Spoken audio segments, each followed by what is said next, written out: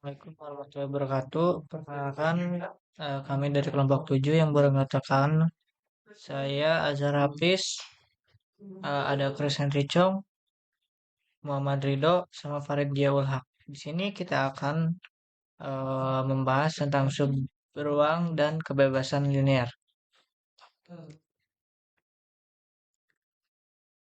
Ya, subruang.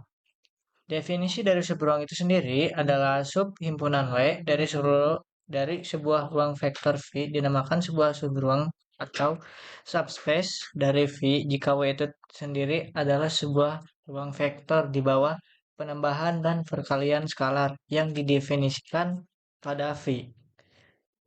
Jadi W dikatakan subruang dari vektor V jika W ini juga merupakan ruang vektor di bawah penambahan dan perkalian vektor V. Selanjutnya di sini ada teorema. eh Sebuah himpunan dari satu atau lebih faktor dari sebuah ruang vektor V, maka W adalah sebuah subruang dari V jika dan hanya jika kondisi-kondisi berikut berlaku.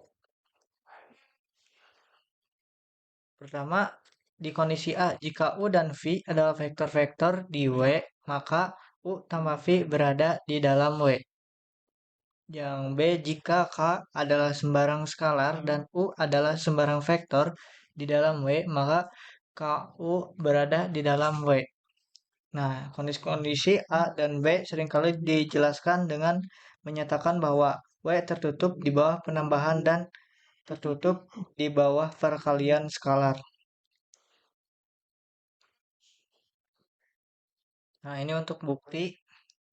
Jika W adalah subruang V, maka 10 aksioma vektor terpenuhi.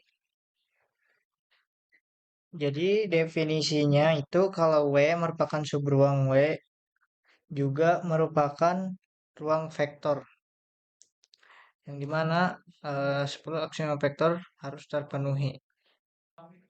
Nah, dan jika kondisi A dan kondisi B berlaku, A dan B berlaku, yaitu aksioma 1 di aksioma dan aksioma 6 terpenuhi oleh W, maka kita perlu memperlihatkan bahwa W memenuhi 8 aksioma lainnya. Jadi kalau kita mau menunjukkan W itu subruang, kalau akso sekarang kalau kita ikut akso 1 sama 6 udah terpenuhi, jadi kita akan menunjukkan 8 lainnya.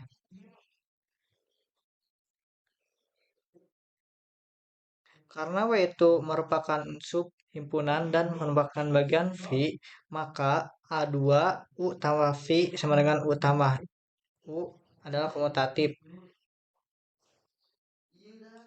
A3 atau aksioma 3 itu U tambah dalam kurung V tambah W sama dengan U dalam kurung U tambah V tambah W itu asosiatif dan dari A7 sampai A10 itu di terpenuhi oleh W karena aksioma-aksioma tersebut diwarisi 0 oleh V.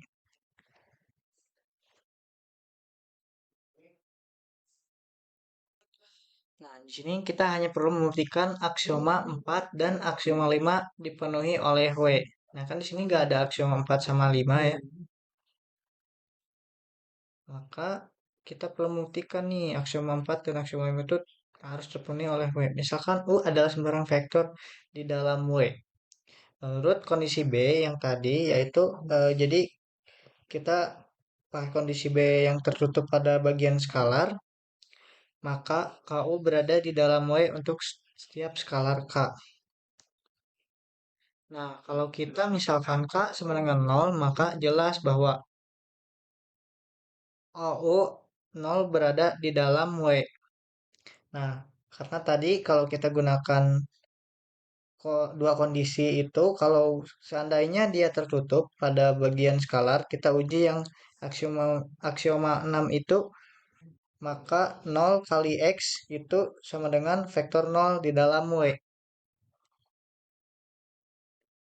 Dan kalau eh, kita membuat K sama dengan min 1 akan jelas bahwa min 1 U sama dengan min U berada di dalam W. Selanjutnya, tiap-tiap ruang vektor V mempunyai paling sedikit dua subruang. V sendiri adalah sebuah subruang dan himpunan O yang terdiri dari vektor 0 saja. Di dalam V adalah sebuah subruang yang dinamakan subruang 0, zero subspace atau zero subspace ya. Nah, yang selanjutnya ada eh, contoh soal yang akan dijelaskan oleh Chris Henry Chong. Oke, jadi kita di sini masuk ke contoh dari subruang yang tadi sudah dijelaskan oleh rekan saya, Azhar Hafiz. Di sini ada contoh, kita lihat, perlihatkan bahwa himpunan W dari semua matriks 2 kali 2 yang mempunyai bilangan-bilangan 0 pada diagonal utamanya adalah sebuah subruang dari ruang vektor M22 dari semua matriks 2 kali 2. Begitu.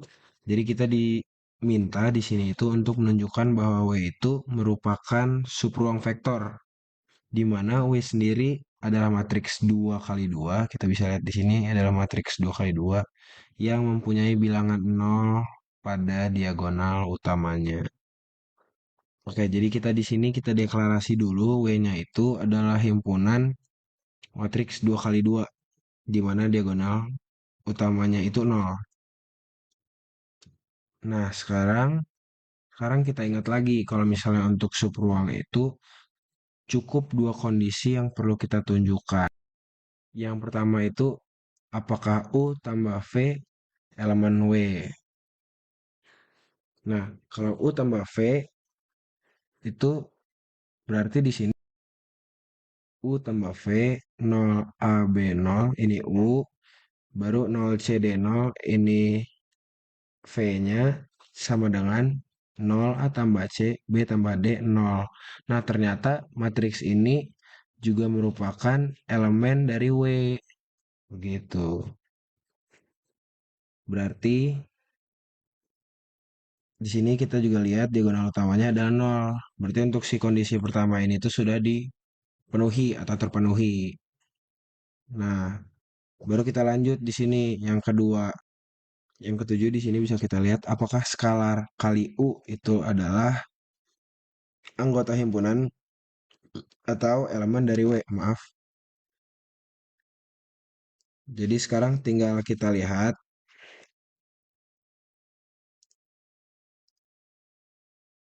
K dikali vektor itu adalah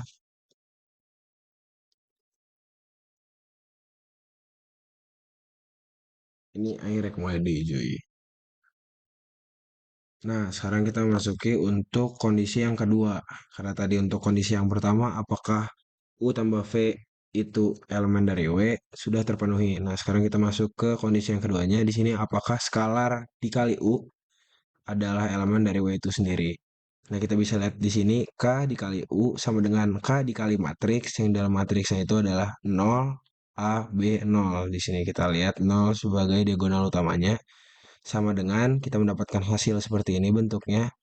Pun di sini kita bisa temukan lagi bahwasannya 0 masih menjadi diagonal utamanya pun menjadi elemen dari W itu sendiri.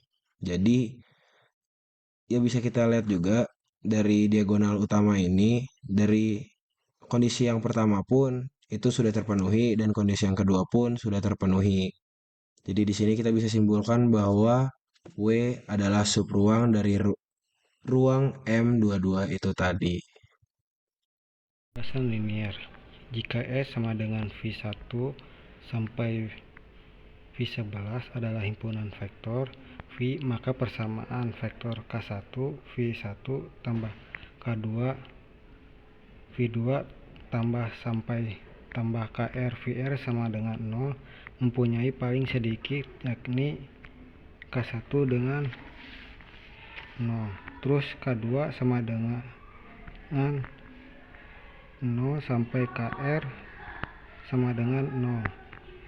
Jika ini adalah satu-satunya pemecah, maka S kita namakan himpunan bebas linear atau linear independent. Jika ada pemecahan lain, maka S kita namakan himpunan tak bebas linear atau linear independen. Soal pertama, himpunan vektor-vektor S berisi vektor 1, vektor 2, dan vektor 3. Dimana vektor 1 berisi 2, min 1, 0, dan 3. Vektor 2, 1, 2, 5, dan min 1.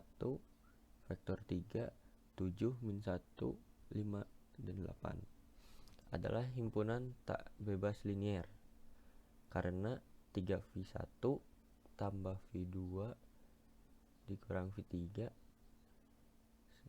sama dengan 0. Soal kedua, tinjaulah vektor-vektor I dengan koordinat 1, 0, 0, J 0, 1, 0, dan K 0, 0, 1 di dalam titik R3. Jawabannya, persamaan vektor K1I tambah K2J tambah K3K sama dengan 0. Jika persamaan vektor ini dinyatakan dalam komponen-komponennya, maka akan K1 1, 0, 0, K2 0, 1, 0, K3 0, 0, 1. Ini menghasilkan 0, 0, 0. Atau secara ekivalen, maka K1, K2, K3 sama dengan 0, 0, 0. Jadi K1 sama dengan 0, K2 sama dengan 0, dan K3 sama dengan 0. Maka himpunan S, I, J, dan K adalah bebas linier.